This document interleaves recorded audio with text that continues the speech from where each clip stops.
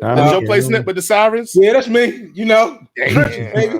That's why if they pull up on me, that's it. Yeah. Oh my God. Oh man. Before we indict ourselves any further, I'd like to welcome everybody to the latest episode of the Gladiator Cypher podcast, coming to you live and direct. We know you had a brief hiatus, but we're glad to be back on your TV, your laptop, your iPad, whatever viewing platform you're using. Go ahead and let my co-hosts introduce themselves, starting up with the main man, Big J. What's going on? Man, I'm back in the building. Big J, Corny J. I'm here. I took some time off. I done refreshed. My hot takes is going to be even hotter.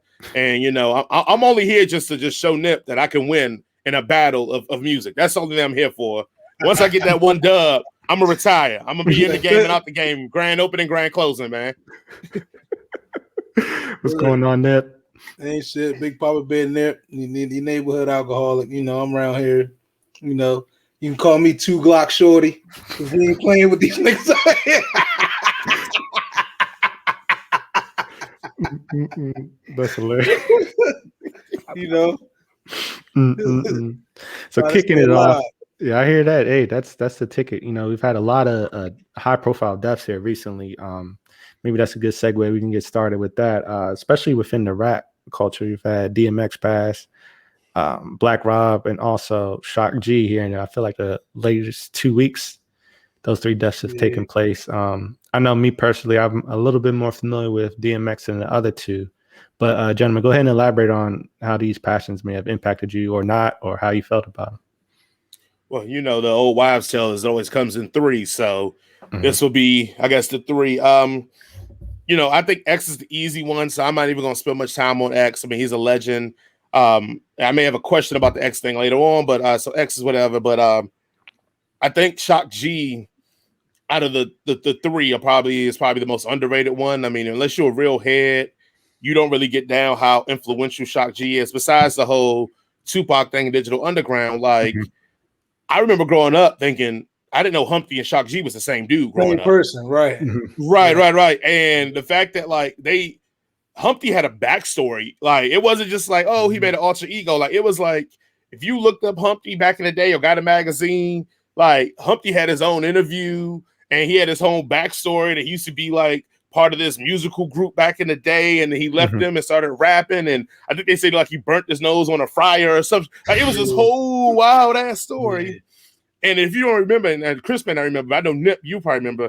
People forget like the album Under Construction, where they got all the hip hop artists together because it was supposed to be like, you know, try to stop the gang violence, which is funny because like NWA was on it. And come on, but anyway, it's a song in there where like Shock G and Humpty go back and forth like Styles and Kiss, like, and it's really dope. It's a dope ass verse, but I think Shock G, like, I mean, just the musical ability, you know, a lot of the songs you hear from Digital Underground, he played the keys on, he made the beats, he produced it. Just a living legend. I think doesn't get the credit he deserves. And you know, Black Rob. The only thing I'll say about Black Rob, besides, you know, some people throw him in that one hit wonder category. I like to say that Black Rob was the transition for Bad Boy, going from the shiny suit era to getting some credibility. Because you remember before Black Rob came, you know, Biggie was gone, Craig Mack had retired, Mace was pretty much done. This is before he got shined. Like Bad Boy. Craig Mack did what? I said Craig Mack was gone by then. You say he retired? Well, yeah. I mean, if you want to throw that, what you want to call it. Or I think I said Mace retired. I think I said there you go. Mace retired. There you go. There you go. Yeah. And Black Rob was like the first act that Bad Boy had signed that like gave Puff a little bit more street cred again. Because it was only shiny suits and everybody was leaving them, and Puff was, I mean, he's still kind of known for jerking jokers, but it is what it is. But Black Rob gave credibility to Bad Boy, and that started that movement of Bad Boy trying to get, I guess, catch up with the times to be more street. So that's what I always remember Black Rob for, is that like that transitional point from Bad Boy, from being kind of, I ain't gonna say goofy, because we all like the shiny suit shit back then. We was rocking with it. I ain't gonna fake the funk, but to like more of the street era. So, you know, rest in peace for them. Condolences to the families, man, and hopefully they kept their money tight so the kids were taken care of. So, for sure. Nip, how you feel about those? Oh yeah, that's the same way. I mean, Yeah, everybody bangs with D. I remember the like that summer when like Rough Riders like pop. I went to so my family always goes to Virginia Beach in like May, Memorial Day and shit. Dog. When Volume 1 came out, Rough Rider Drink Volume 1 came out, and Dark as Hell is Hot came out, that shit was going crazy. And I was a young, I think I was, what was that, like, I had to be like, what, 15, 14? What was that, 99? It was like 14, 15, some shit like that. Yeah, that shit. Right. The bikes, Shorties had the cheeks out with the joint with on the back. Hey, bruh, fucking Drag On. That shit still might be my favorite Rough Rider joint. The joint with him, Drag On. Was it with Juvie? Yeah, that's my favorite joint, dog. But yeah, that one kind of all these like young, because everybody's like under 50, right? Or like around 50, 40 yeah, something, 50 I think something that's like fair. that. I don't know, Black Rod wasn't 50, right? He was like 40 something, 47 or some shit like that. I can see like, that. Right. This shit is scary, man. Like that's DMX would have been 50 this year. Right. D was 50, Shock G was probably like 51, 52, some shit like that. Black Rod wasn't close to 50, I don't think. Like, I don't think so. Yeah, that shit is just, it's a black dude, and seeing these young black dudes go out, on some bullshit is kind of. Oh, sorry. Black Rod was 52. Oh, okay. Shit. Yeah. All right. I mean, even still, like, that's young. Yeah. Like, that's what's getting me, what I mean, not scared. Yeah, a little shaky. Yeah. And Shock G was 57. So yeah, Shock G was 57. Yeah. Well, they're still fairly young. Like it's real young. It makes you face your own mortality, especially as a black man. It's like these motherfuckers is like, it just seems like it's like back to back hitting them and shit. It's like, oh shit, like, I need to get my affairs in order just in case, what I mean? Yeah. That's a really good point too, making sure the affairs are ordered, because sometimes we see with these high profile cases, the artists might not have their affairs in order, and then the family's left reeling, and other celebrities stepping in and trying to offer support. But I would say with regard to the past few deaths, I was a little bit familiar with Shock G, but I didn't know a lot of his catalog. I wasn't really into Digital Underground like that. I have heard a little bit of more music from them though over the past weeks. I think I might check it out because some of it was pretty cool. I like when they bring the keys in. I know Jay was mentioning that Shock G played the keys on there, so I thought that was cool. Black Rob, I just knew him from that one single, so that one didn't impact me as much. But X, I was like, man, that's crazy, because pretty much growing up with him, I think that was right around the time I started getting into music, is when his first album came out. You couldn't avoid it. I mean, the music videos were everywhere. And I kept listening to him as I got older. And even I remember watching his show. I don't forget which channel it was on, but when he was living out in like Arizona, he'd be on like the ATVs and stuff, and they had like the little clips from his concerts and him doing the prayers and stuff. I always thought that was pretty wild. But it was sad to see him go. Definitely a legend. I am glad to see that a lot of his music has been getting played a lot here recently. And hopefully, the family's got that financially together so they can actually reap the benefits from that, as they should, because I feel like that should go towards the family. But yeah, man, you just gotta give people their flowers, I guess, while they're here. I know a lot of people are happy that he at least got to do that verses with Snoop to kind of showcase, a lot of his music and how impactful it was. Right. So I thought that was good. That was a nice way to give him his flowers. But yeah, definitely sad. But life is just keep rolling on. We gotta enjoy the people while they're here. And actually, I was going to say, I mean, my question was going to be about DMX, man. Can we even think of a rapper that had a higher 4 years than X did, from like 96 to like 2000? Like, I mean, for people who listen to this and people are like, oh yeah, X, like people don't put in respect of like that 4 year gap, like wasn't nothing fucking with X. Like the only person you might can compare is maybe Biggie, but he still didn't get that stretch of time from the first album, and then he got smoked when that second before it was like right right when or right before that second album came out. Mhm. That would be the only one comparable. And I always say that's kind of a fucked up statement to make, but if he gets that same, if this happens to DMX in 2000, right after what was it, Darkest Hell Aside, and then there was X on the second one. If he goes out after that first one, after that second album, he's the greatest rapper alive. Arguably, yeah, arguably. He went platinum, multi-platinum on both albums within the same year. Yeah.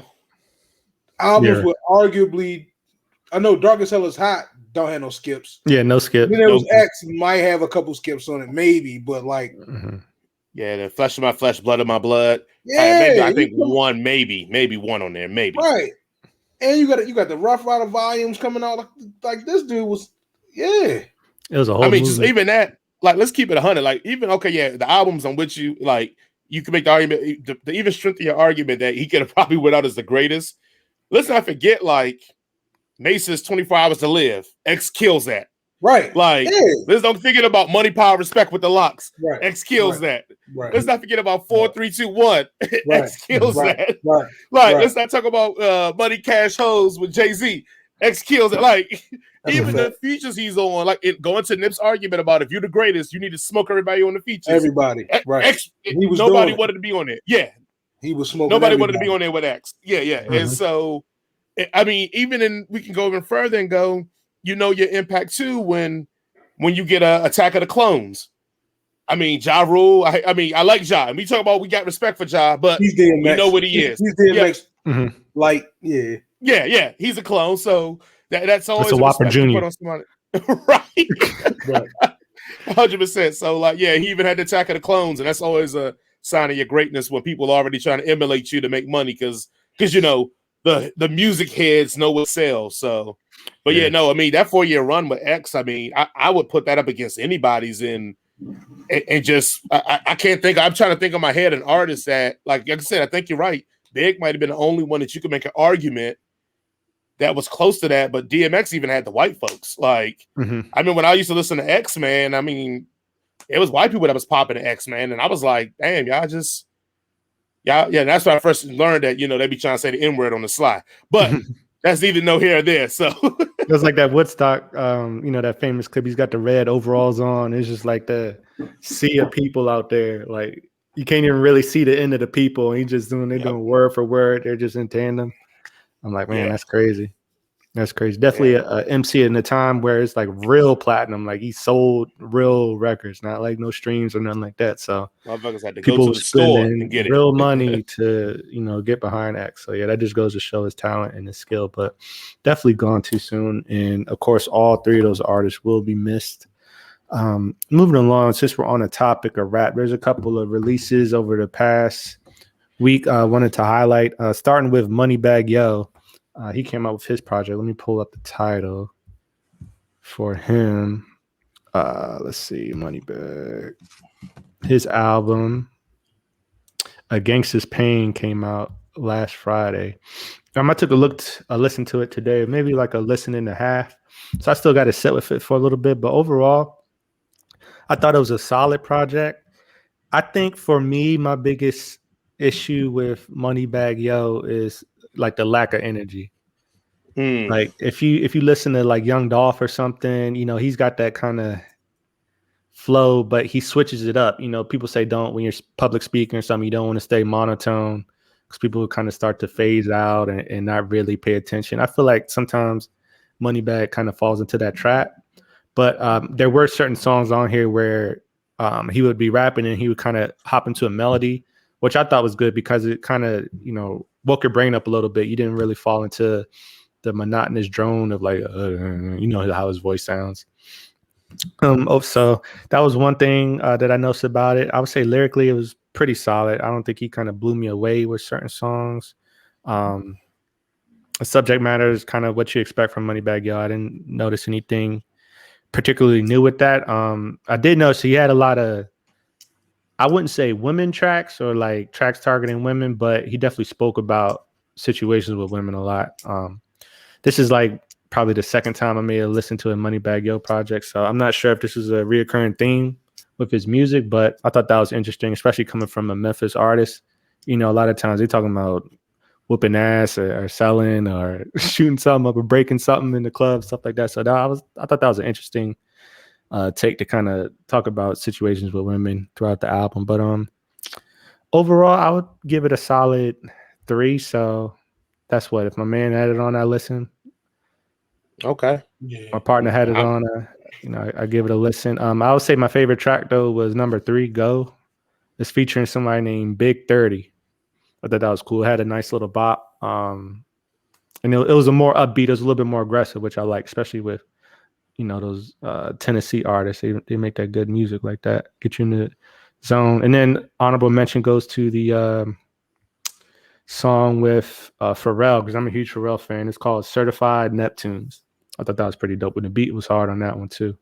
So overall, I thought it was pretty good. If you're a fan of Southern rap, especially coming from Memphis, because of course they had many legends come through the state of Tennessee, I would definitely recommend giving it a listen. But I would say, you know, don't go in with super high expectations. Just kind of accept it for what it is. I ain't listen to it because I refuse to listen to these young jokers no more. I'm good. They ain't talk about nothing. They ain't hitting on nothing that I want to talk about. So, but just because you gave it a 3, I will probably go and listen and give it a skim through. But yeah, I'm not there yet. I mean, you know, Nip loved the new school, so you know. You okay? I have been trying to get into him a little bit, but yeah. No, and it's funny. It's funny I though. did listen to Moneybagg shit. I started to listen, and it was a little tough for me to get through. I'm not gonna lie. I kind of he just starts to kind of drone. It's like, okay, and then there's not nothing in particular like that's catching your eye off his lyrics or nothing. So it kind of makes you fall back. And I've been on like a Tennessee kick here lately. I've been listening to like a ton of Project Pat, ton of 3-6, Duke Deuce. He's somebody from down there too. Came out recently. I just watched the Young Buck interview on what's that podcast? 85 South Show. So I kind of been in my Tennessee bag here lately. So I was like, okay, this is kind of along with that thing. But Young Buck used to be with G Unit. Yeah, he's from Nashville. Yeah, he's from down there. He getting in trouble? He be getting in trouble with the men? Yeah, he been acting crazy. Man, he's acting crazy. Yeah, he's acting crazy. I wasn't even gonna bring up that interview. Oh yeah, he was acting crazy. I'm gonna let him live. But, I don't know why. Shit, fuck that nigga. I don't know him. He was switch hitting. Did he try to cop a plea and say he ain't know? Because you know all of them try to say they don't know. He did. Yeah, he said it was dark. He just came in and was like, but that nigga's ambidextrous. He's ambidextrous. That's funny. Batting right and batting left. God damn. I mean, it is what it is. No judgment to each his own. What you drinking, Nip? We got that good granddad. 100 proof. Okay. You know. Just all my insides just burn. You just even saying that. You know. I can sweat. I can feel the sweat just beating up already. Man. All right. And we also had a release from Conway, you know, one of Nip's favorites. Oh, yeah. Griselda camp. I don't even know how to pronounce this. What's this? It's some Spanish shit. La Maquina. Let me see. Maquina. Maquina. Maquina. Maquina. Kina. Let us see. Yeah, La Maquina. There you go. Solid project, man. He switched the flows up. He had different types of beats. It wasn't straight Alchemist and Derringer beats. This I don't know if he's a young or old dude. This dude Jay Skis, he was tearing that shit up on this joint. He was tearing shit up. He got a joint with Luda on here, which surprised me. Luda and JID. Okay, I gotta hear that. Yeah, joint with El Camino, and he ended the joint with Westside and Benny. Okay. So which was surprising. It seems to be like they kind of like I don't want to say splitting up, but they grown and doing and branching out or whatever. But it was good to hear to hear them on the same song together. Conway's definitely, well, my take on it now solidified as Conway's the best out of Griselda. I mean, he did on King to a God. He kind of solidified that, but this joint too was just like, all right. Then I went back and listened to some old joints. It's like, all right, that's the guy out of Griselda, man. Like that's the fella. He planted his flag. Okay. Yeah, this is definitely King to a God playing the flag, but that like this joint solidified in this shit. Like, Benny is great, but to me, Benny only has like that one flow. But Conway can give you the Alchemist and Derringer shit. He can take you to Atlanta, give you the South flow. He can give you the trap. He got a joint on here too with the triplet shit with the oh yeah. He got a joint on there with that. He's doing that shit. Yeah, the 3x3 count. Yeah, he doing all that shit, man. He doing all that shit. So yeah, definitely. I'm gonna give it a. I'm gonna cop it. I'm okay. Yeah, I'm copping the Conway joint. All right. So what do you think Conway did well on this one that Benny didn't do well on his? Like, what was the difference or that you felt like besides just maybe just the performance on the last Benny joint? Yeah, the one because you ain't fuck with the last Benny one, so I that's why I'm asking. The last Benny joint. I don't feel like I understand what he was trying to do on the last one. He's trying to transition from the straight Derringer Alchemist shit, but the flow, when you hop on a different type track, you got to change your flow, and he's not changing his flow. He's just trying to fit his flow inside of the pocket of that beat instead of actually getting into that pocket. You know what I'm saying? When Conway, if you throw on a down south, you got Luda on the joint. So obviously it's a down south beat. It's an ATL joint. He gonna get into that bag.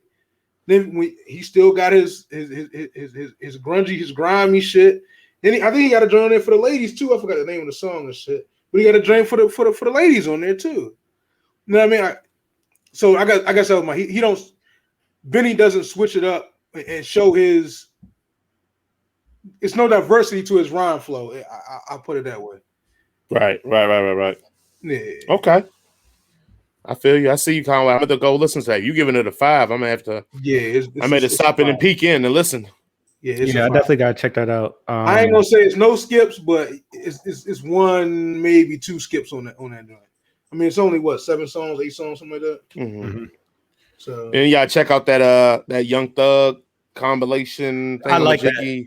Did y'all check out? I think it's Slime Language 2 or something. I thought it was all right, man. I did listen to that because I do like Young Thug a little bit. Young Thug's like the only artist I like in that ilk of like that style. Like I usually don't fuck with a lot of them like that, but I do like Thug a little bit, and it was all right, man. It was a bunch of features, tons of features on it. So, but nah, I fucked with it. Yo, somebody about to fuck you up behind you, cuz? Oh no. Yeah, his lady probably walking, so he probably had to blur it out. Yeah. What y'all out here trying to get that rabbit, man. Come on, man. Slow down, Nip. Slow down. All that old granddad, bro. They're about to call the police. I don't know where the nigga live at, but he got some issues. Somebody is on his ass right now. That's funny. All I see is I'm like, wait, hold up. My man. Damn, yeah.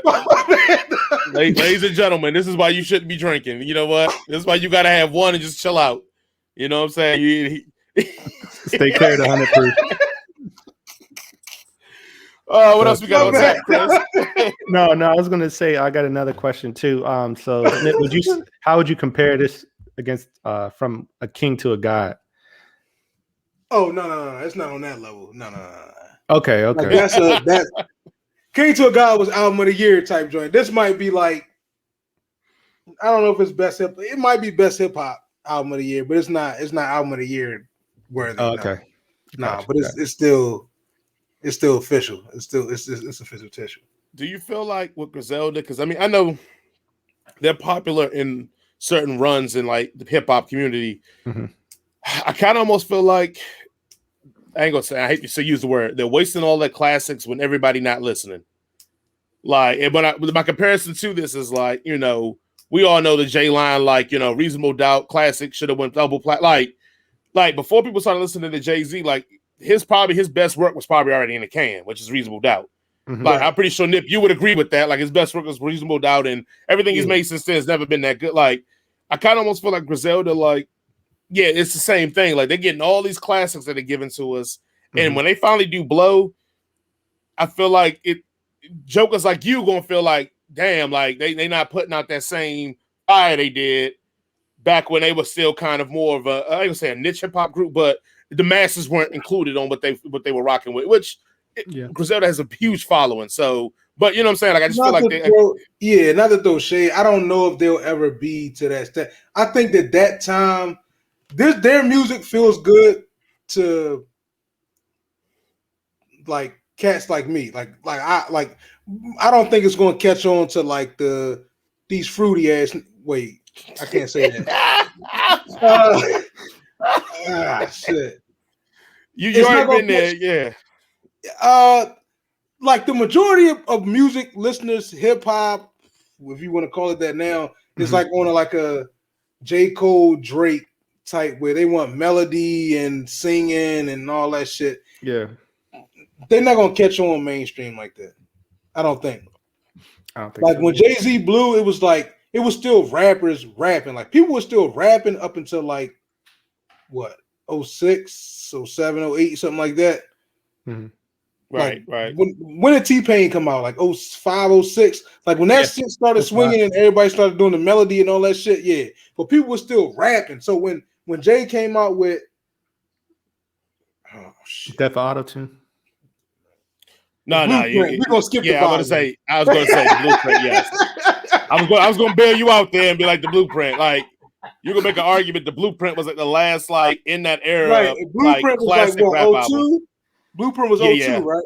Yeah, yeah. Blueprint was 02, right. So when Blueprint came out, I was like, that's when it felt like everybody was like, oh shit, let me go back and listen to Reasonable Doubt. Let me go listen to you know what I mean? I don't know if that's gonna happen. It may happen, like real hip-hop heads, like real rap fans listen to rap. Right. They don't just listen to I'll listen to a Drake joint like if I'm sipping, we at the club, whatever. I don't really go to clubs no more. I'm too old to be doing that goofy shit. But you know, if you put that on for like, you know, if it's shorties around or something like that, and it's like whatever little catchy shit he got going on, right foot stomp or whatever. But I'm not playing that shit in my car. You ain't trying to tootsie slide in your car, bro? I'm not doing that shit. I'm not listening to that. I heard that. Each his own. You know what I mean? Each his own. But I'm not. Yeah. So that I don't know if they actually get that acclaim that Jay-Z would have got. The same thing when we talking about Stove God Cooks. That Reasonable Drought. Yeah. Like that to me, that should have been in there for album of the year, at least rap album of the hip hop album of the year. You know what I mean? Like, but people don't really listen to that type rap anymore. Also, too, I know a lot of it is exposure, but then I mean, they get on. Okay, that's why I think it was that Benny and Drake song that's been teased around a little bit here. Like that's the stuff that blows you up. Like all the people we talked about that kind of blew up eventually, they latched on to whoever was hot, got on a couple of verses with whoever was hot, killed them verses, and it made people want to go back and listen to their stuff. I mean, we just talked about X. X, all those features came before his album came.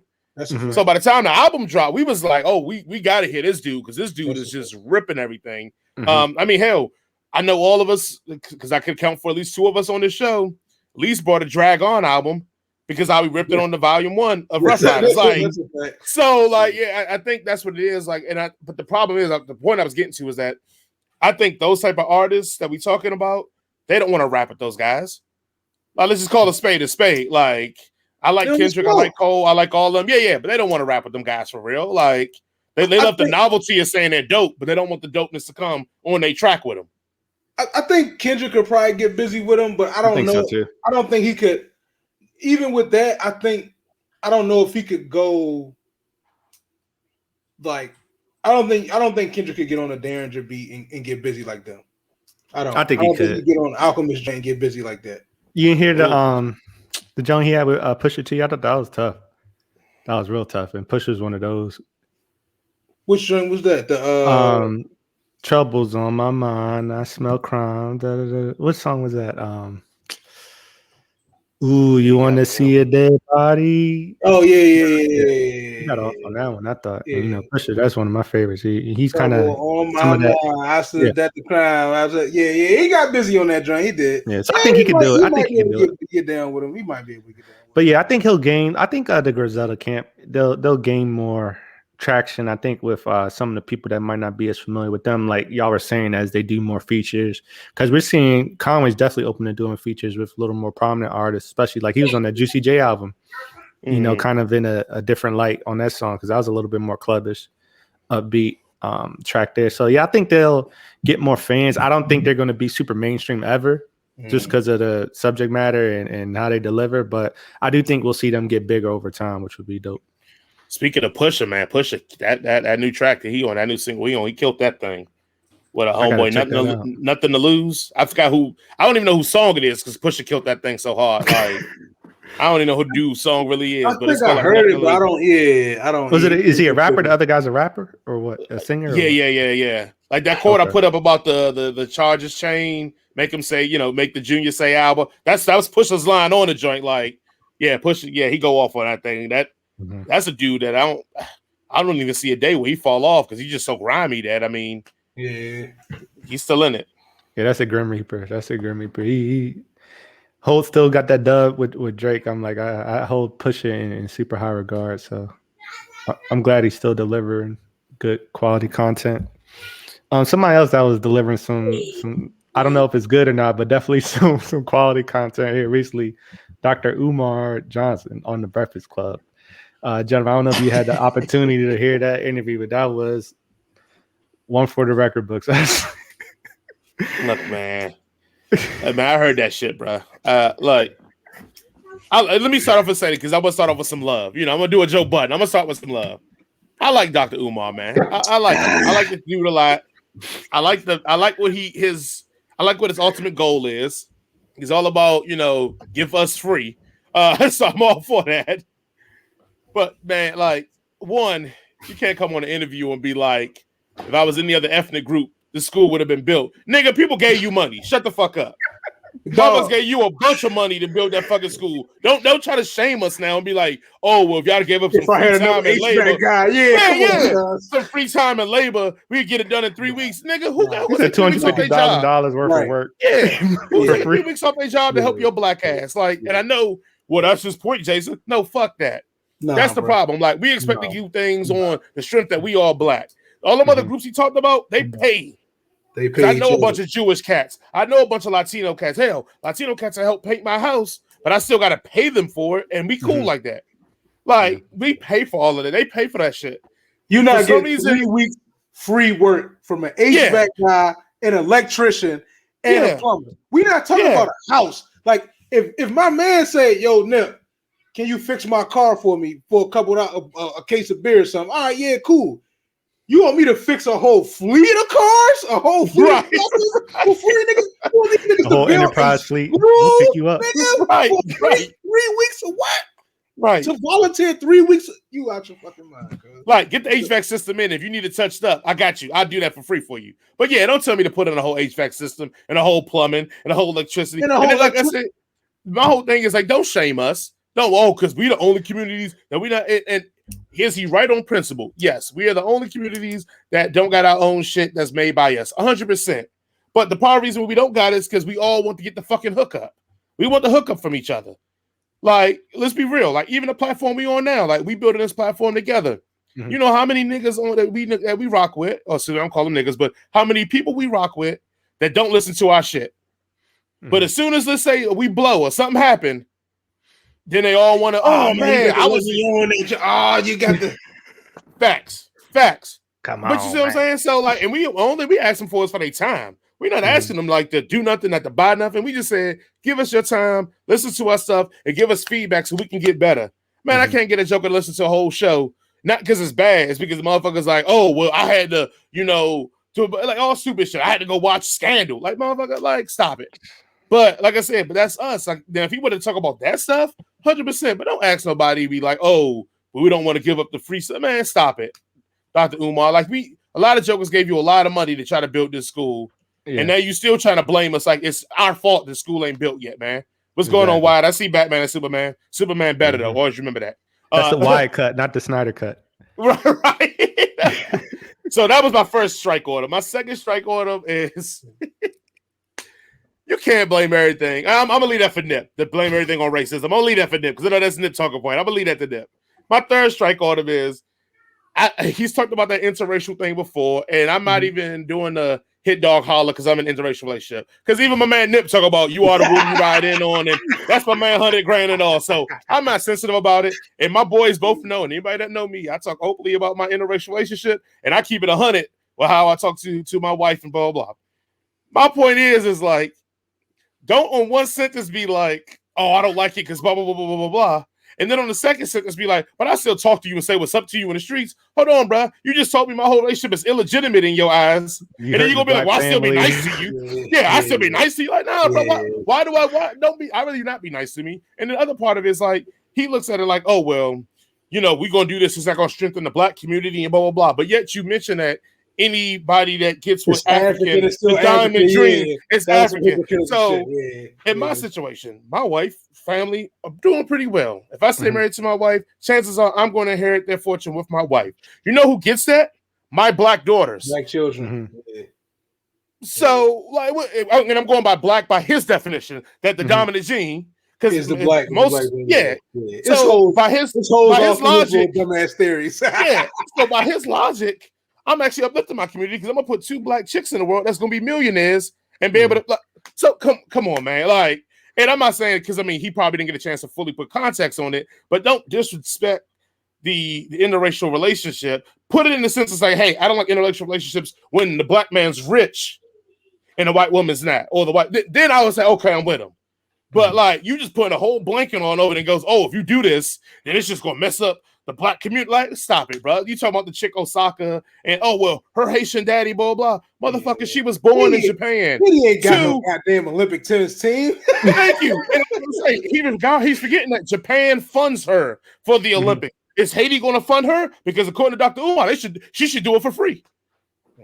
What kind of nigga shit is that? My career is the Olympics, and you gonna tell me I should do it for? Man, get out of here, bro. Like, I love you, Dr. Umar, but sometimes you got to fall back a little bit, man. They don't even make that much bread off the Olympics. She makes more bread off the like Australian Open, U.S. Open, all that shit, Wimbledon and all that. Yeah, her endorsements and shit like that. And you think because she represents Haiti, all of a sudden the world government's gonna stop fucking over Haiti? You must have lost your goddamn mind. Because us black folks have represented a lot of America, and I ain't see all the world governments come to help our black asses in America. Yeah, we ain't never hopped up and say, you know what, I ain't about to wrestle for America. I'm wrestling for Nigeria. I'm wrestling for Libya. I'm looking for Ghana and shit like. It's holes in that shit. Like, but that's my man, 100 grand and all. Like, even though I'm shitting on him right now, that's still my dude, man. I fucks with him now. Oh man. So Nip, I know you wanted to definitely. Everything's not. Yeah, I feel like the brother. Like I said to y'all before, I feel like he's our Alex Jones. Like he gives us a little dot of truth, and then starts firing off this bullshit. That school, you on some bullshit, bro. Yeah, that's definitely you on some bullshit.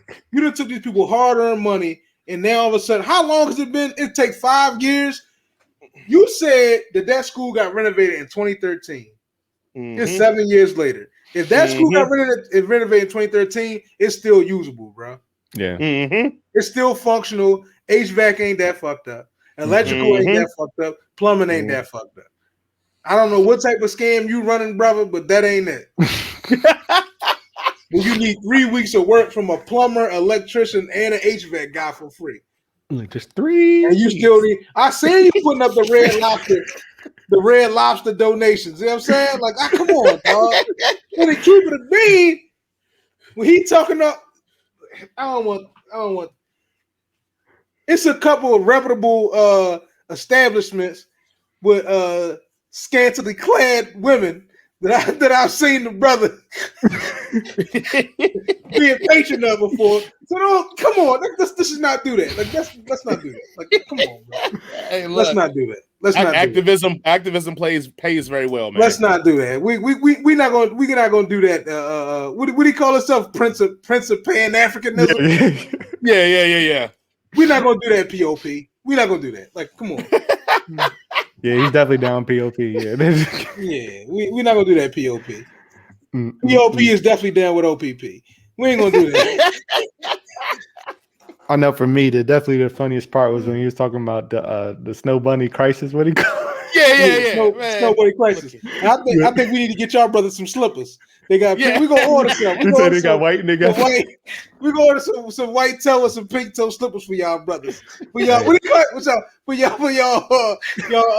y'all race. What do you say? Race. What do you say? Something dumb. Whatever it was. Something Negroes or something. Yeah. Negroes. Race trade. Yeah, race trade Negroes. Well, at least we know he'll still dap us up if we see him in the airport. But here's the thing, and the crazy thing about it is now, and he's acknowledged it, but I love the way that he's naming his school after a race baiting Negro. Frederick Douglass, his last wife was a white woman. She definitely was. But he acknowledges it, and it goes. She don't count. He didn't have any kids with her. He had his babies. He had his babies by a black woman. That was a qualifying thing now, huh, Dr. Umar? You don't see. So in that case, Michael Jordan is cool in his eyes then. Michael Jordan had a sister, had all his babies, and he with his other shit. Listen. Man, come here, bro. Them the rules. I had my baby. I can do what I want to do now. He did all the preliminary courses. I can talk if I wanted to now. You know what I'm saying? Okay, man. He not gonna do me like that. Yeah, now, I think I don't disagree with him all the way. I don't disagree with him to a degree on the whole interracial thing. I feel him. I understand exactly what he's getting at, and even I rationalize that in my lifestyle. But to make it seem like we like us because we chose a white woman, all of a sudden we like disregarded our blackness. Like, well, we still got that. Like it ain't going no way. Like even when you fucking what's the just acting crazy black conservative homeboy Ben Carson. Even if you've been Carson, he's still black. Yeah. Exactly. Like he black household. And he got a black. Ben Carson got a black wife too, don't he? Yeah, he do. That's my point. Is that he black on black and he's still acting crazy. Yeah, I don't like the whole. You got to have a natural body. Even though I do like a natural body, I ain't messing with that plastic bullshit. But like the whole, you got to have a natural body and when you say kinky, you got to be. And you got to have a history and like, bruh. Why you are a scammer? Like I know a scammer when I see one, cuz I'm sorry. Like let's just call it what it is. He talks some righteous shit when they put our kids in special ed because they can't deal with them. That's a fact. Right. That's a true thing. That's real. But all this other shit that Buddy is kicking, it's a scam. I know it's scam. You scam likely, cuz. Scam likely. He's scam likely. That nigga be calling Nip. Scam likely. Hey, look, brother. Listen here. All I need is 3 weeks. That's all I need to get these. What foundation do you know is getting donations on Cash App? He got to memorize too, like the back of his hand. Send it to GF13 me at Cash App hashtag. Come on, bro. You ain't got a .com. You ain't. Come on, cuz. Come on. Get a nonprofit together or something. Bro. You know, you something. 501c3. Do it that way. But we hold on. Just for the love here, I'm gonna give y'all some of this fire real quick for you. Just for the audience that might not have been because they may be hearing this and be thinking like, damn, they going on this dude a lot. Like, what's this about? We're gonna get him a little bit of Prince of Pan-Africanism. Yeah. We're gonna give him a little bit of love here. He looking like The Rock with that silk shirt. Relationships. I am totally against it, and I want to make sure you understand why. Cut it out, Envy. Cut it out, Envy. Don't do that, Envy. I'm gonna be having a serious conversation. We have a name for it. We have a name for it. Okay. The Snow Bunny Crisis. Okay. I am against the Snow Bunny Crisis, and I want your white listeners to understand, because people be trying to say stuff like, "He's the Black Hitler." I'm not the black Hitler. Who the fuck be saying that? I am in no way Nobody interested says that. in hurting or harming the life of any human, white, Asian, Chinese. I believe in respecting everybody. Mhm. The reason I'm against interracial marriage, Envy and Charlemagne, is because marriage is an economic contract. It's an economic contract. Most women do not marry down in status. They marry up. And if you don't believe me, show me a rich white woman. Hold on. But it's an economic contract. But yeah, he need his chick to be nappy, Right. natural body, and all the other shit. But he just said it's a business. So Right. Okay. I'm just making sure we keep the score. Married to a broke ass black man. Have you ever seen a rich white woman marry a broke ass black man? Holla. No, you haven't. Because marriage ain't about love. It's not colorblind, and it is totally economic. So if marriage is an economic unification in a contract, how can we, who don't have enough already, give so much to the white woman and to white people who have already taken too much when we got all these black women out here who will never get married? Only 1 out of every 4 black women in America will ever taste marriage. And half of them who taste marriage will be divorced within 5 years. If you want to save the black family, you have to protect it. And in order to protect it, you have to be against interracial marriage. You can't say, I love the black family. I gotta go find my but I don't stats. have a problem with interracial. Oh, okay. Yeah, I gotta go find my stats. Them stats are skewed. I had looked them up the other day, and that's not fully accurate. It's not accurate though. And if he's saying like, 1 out of 4 black women, and I'm not in that camp of like, whoa, why do you think black men go with white women? Like, I'm not in that camp because I made decisions and choices. Ain't nothing to do with how black women act compared to white women, blah, blah, blah. Mm-hmm. But when you say that, like, it's things like incarceration that puts the level of black men down. Homosexuality brings a lot. It's a lot of other factors than just, because they out here dating white women, or they out, like, you know what I'm saying? Like, the way he presents that argument is like, only 1 in 4 is gonna do it. But since you're talking in the context of interracial marriage, it's like, y'all part of the reason only 1 in 4. Nah, some of the reason is motherfuckers is going to jail. The reason he just mentioned, most of them don't date down. And we know black men economically are some of the least money makers compared to our women. Like, he gave you all the reasons undercover, but he wanted to play it. When you run across some of them, I don't want to sound like motherfucking Kevin Samuels and shit. Go ahead, Kevin Samuels. SMB. They don't want to date a plumber. They don't want to date, you know what I mean, a mechanic, a HVAC technician, a truck driver, and all that shit. Facts. But I do agree with him on we should strive to teach our children, even if they don't necessarily thrive in that field, they need to have trades. Because 100%. If all else fails, economy fails, them niggas with them poli-sci degrees and psychology. Let me tell you something.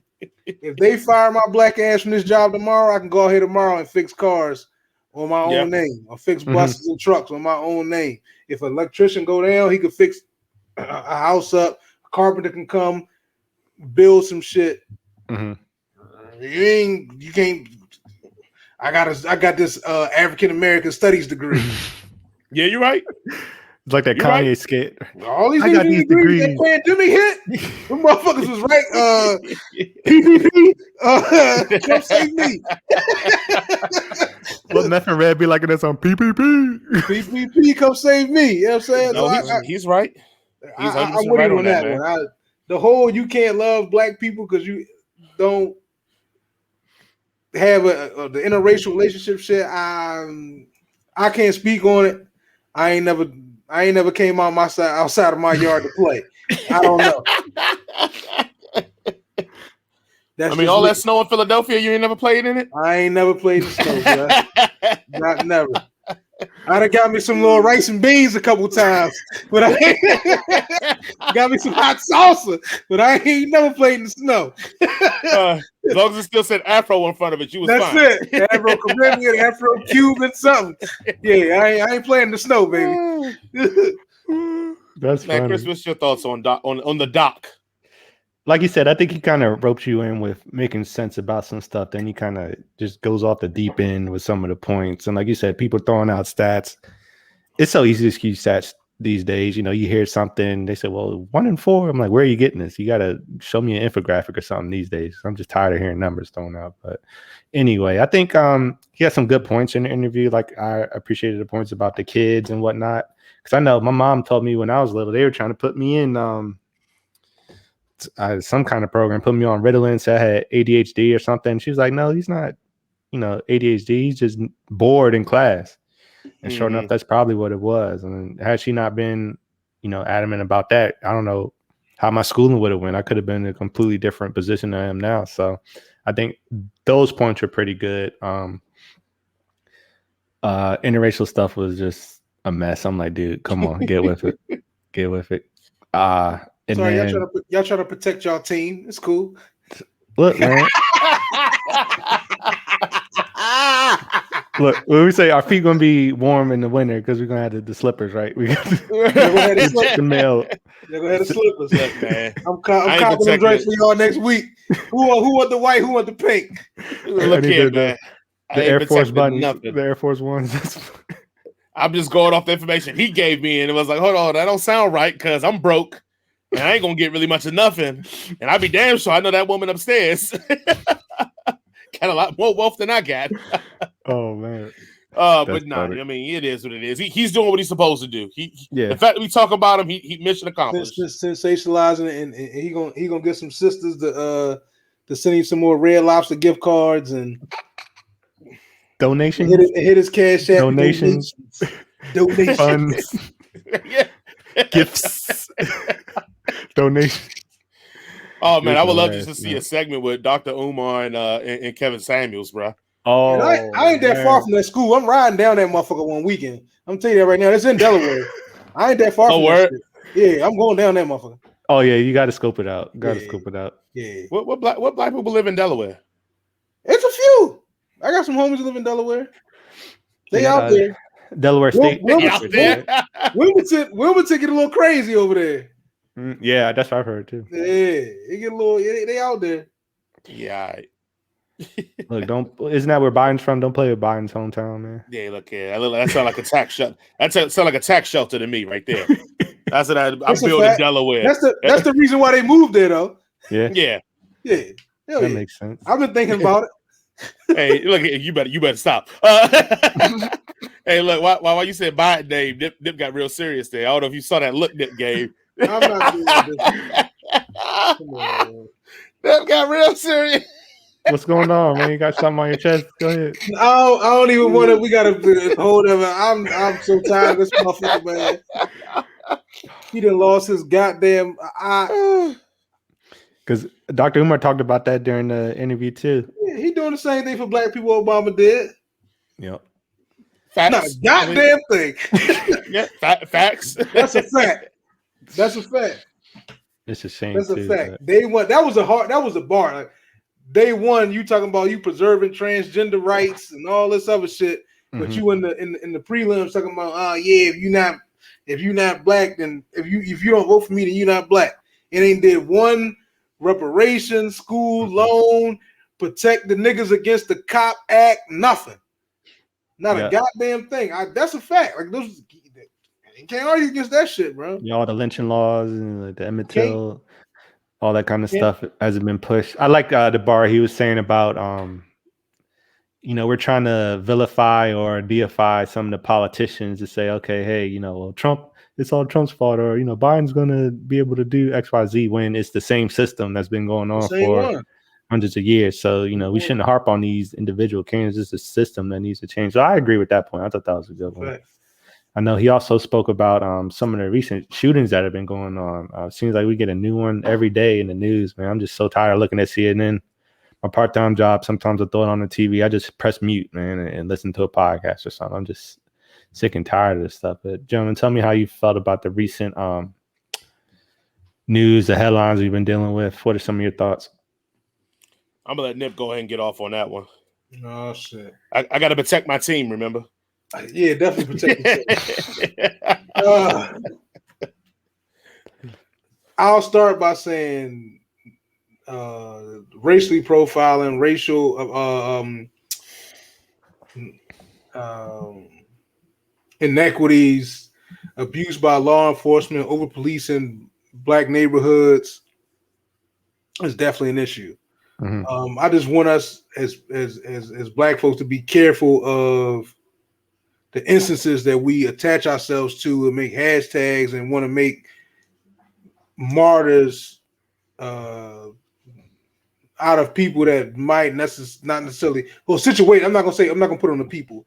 Situations where we shouldn't hang that title on. That's all I'm saying. Like, is over policing a thing? Yes. Is overuse of deadly force? Is deadly force overused when it comes to black folks? Hell yeah. Do we get harassed? Hell yeah. Do we get profiled and pulled over more? And then every time I get pulled over up here, which I started riding fishbowl now, because every time I get pulled over, is the first question I get is, where the drugs and guns at? And I'm like, my man, I got my daughter in the back. I'm coming to work, whatever. Like, I get that. But in certain situations, if I'm a cop, you can sort this situation out with the Lord, my man. Like, Lord have mercy. And that's just how I feel about it. Like, I'm not waiting to see what you. Nah, we're not doing that. I'm going home tonight. So, yeah, that's my little spiel on that.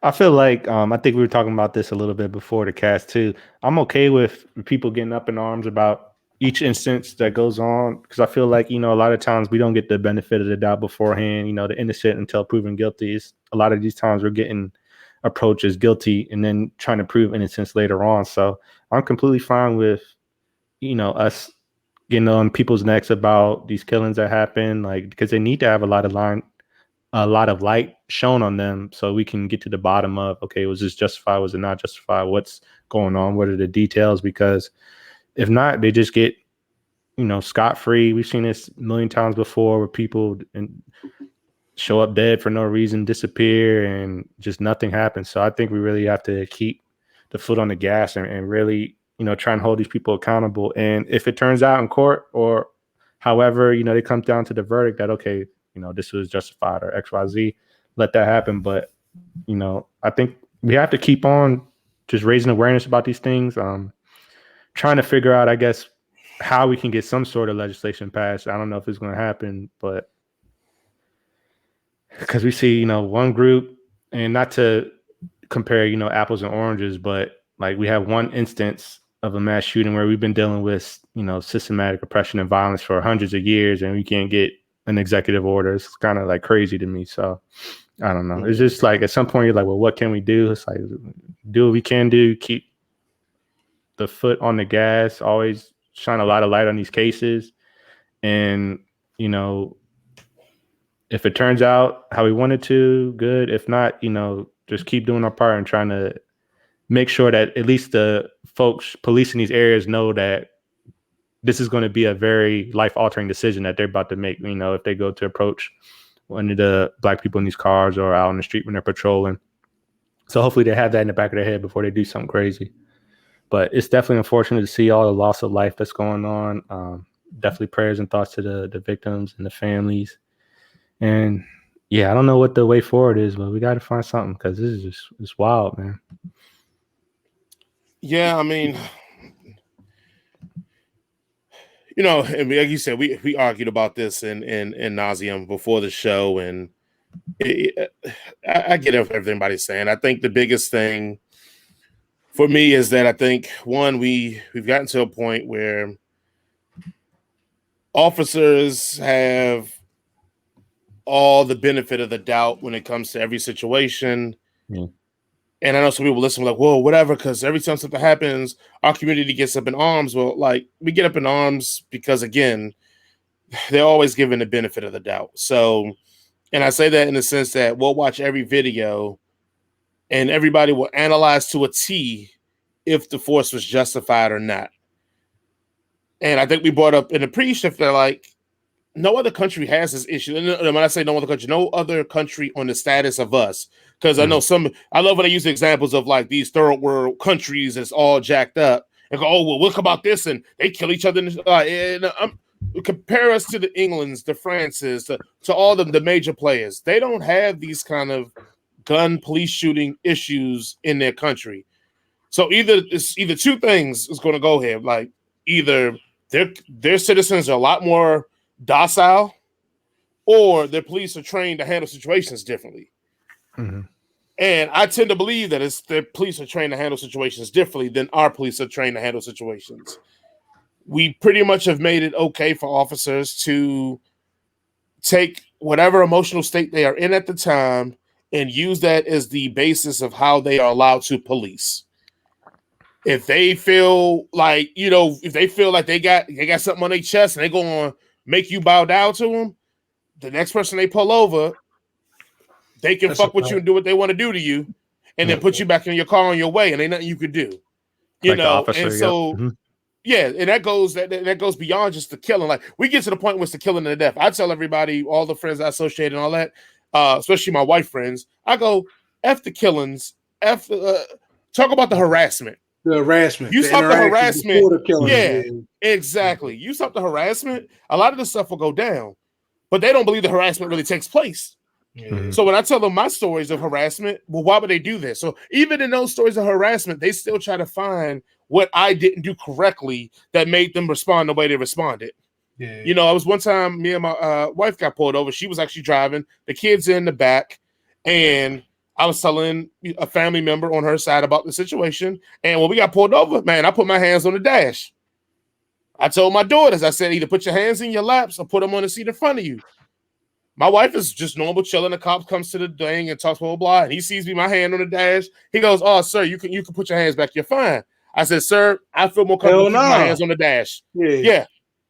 The family member on my wife's side said, "Well, you just disobeyed the cop's order." I mean, so like he's literally like about to argue with me about the fact that I didn't pull my hands back off the dash. And I said, "No." I told the officer, I feel more comfortable having my hands here. Right. Exactly. Mm-hmm. I feel more comfortable having it here. And I feel like it would make him more comfortable if I kept it here. But the point is, even in that situation of a de-escalation moment, the other side still wanted to argue with me because to them, the officer's word is law and gospel.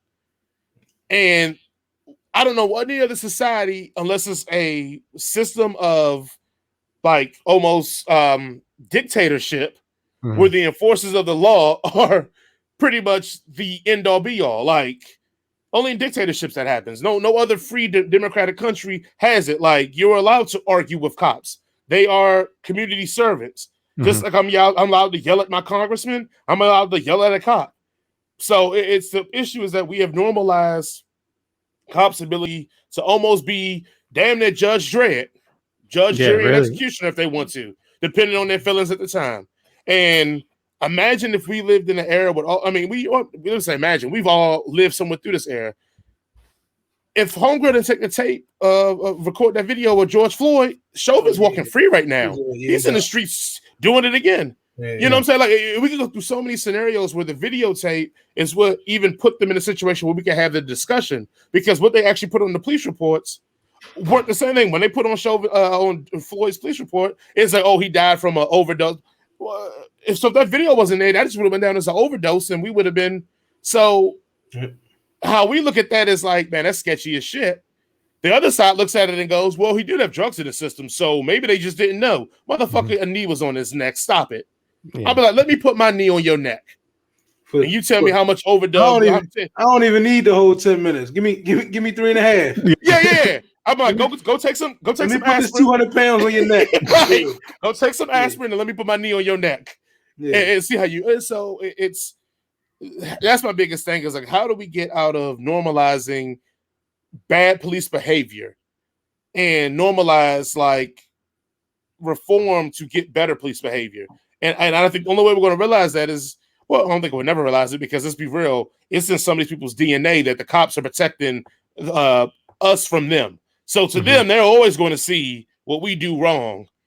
And, it's just, I don't think there's any way to stop it unless somebody comes with some reform that's initiative. And we got so many reform situations out there. I think it's like a 9-point or 10-point police reform thing where they even go through the levels of how they should handle in situations like don't shoot into vehicles, use de-escalation. Every cop should have a body camera on. and make these things like accountability. Yeah, if you pull somebody over, your body cam ain't on, you fired. Like absolutely no questions asked. Like we don't gotta talk about it. That's easy. Turn on your fucking body cam. I'm getting tired of every time something happens. Well, there was no body cam footage or the body cam. Well, then you should be fired then. Because you ain't know what the hell you were doing. Don't shoot into a vehicle. Like it's simple stuff that we always say is common sense that should be done, but the police union fights against it, and then we stuck here looking like, well, I guess. I mean, we damn as black people treat police officers like fucking bears. Yeah. Don't move too quick. Don't do nothing. Don't talk too loud. Like somebody we pay their salaries, yeah.